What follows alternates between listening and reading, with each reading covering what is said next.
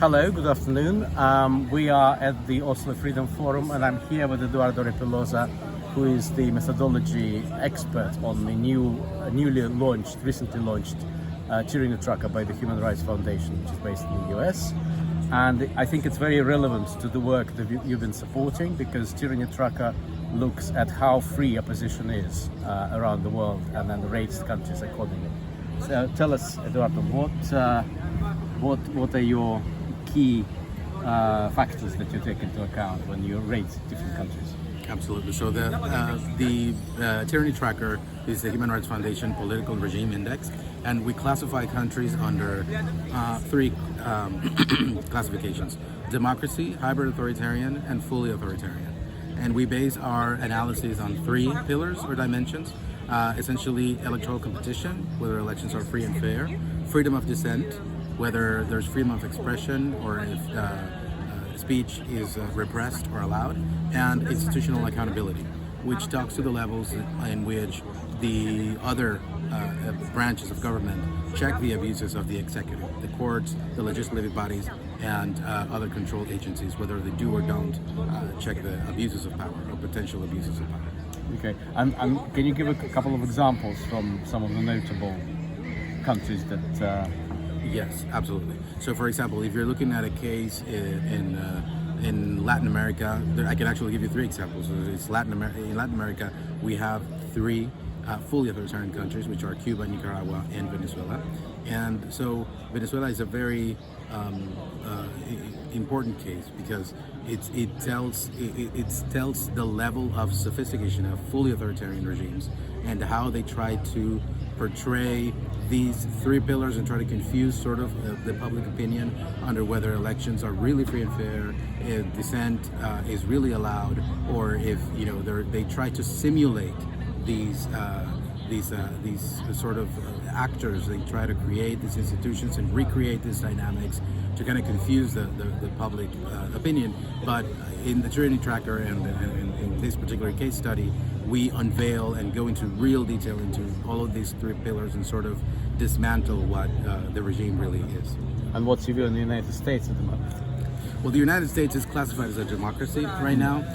So we firmly believe that democracy is as imperfect as it is. We do have indicators in place and thresholds in place that we take very seriously for when democracy turns into a hybrid authoritarian regime, for example, a fully authoritarian regime.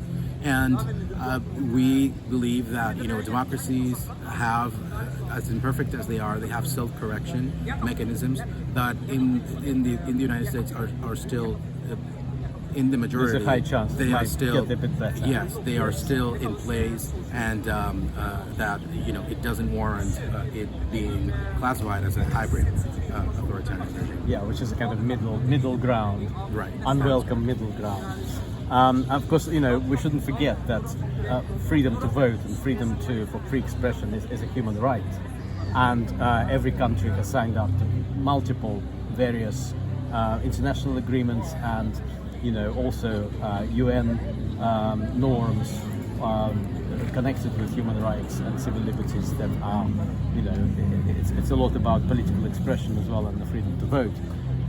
In that regard, I think it's interesting. Maybe I'll just mention that the SFDR regulations, which at the center point of my research, the European Commission is set to rewrite the rules finally in 2027, which actually, interestingly, that's the year when Lithuania is taking over the presidency of the EU, and as any Baltic states, they have seen threat from authoritarianism. They lived under totalitarian Soviet regime, and I think Baltic states are all very strong defenders of democracy, which I think hopefully that would mean that in 2027 Lithuania will oversee a major reform of the SFDR, or at least we hope. What are the sort of can you give maybe an example of a bright spot and a dark spot where your ratings are concerned? What's going down, what's going up? Yes, well, absolutely. Well, more than 70% of the population of the world is living under authoritarianism right now, either some form of authoritarianism, either hybrid or fully authoritarian regimes.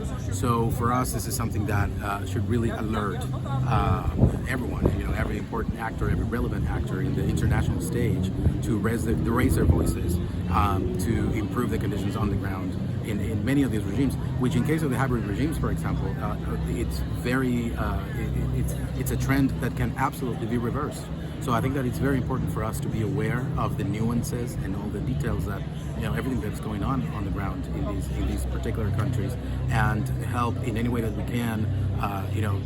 We're pointing towards journalists, policymakers, activists, civil society organizations that can do this sort of work of carrying around the word that, democracy is worth saving. Yeah, and probably in terms of sustainability, that should drive investment, because if we see a positive change in countries like Hungary, it means that probably the long-term outlook for that country has improved. I mean, we saw how Hungarian economy, how much it declined during the years of the dark years of the Hungarian democracy, and since then, the outlook, we hope, will improve. So thank you very much indeed for your talk. Absolutely. Thank you. Great. Thank you very much.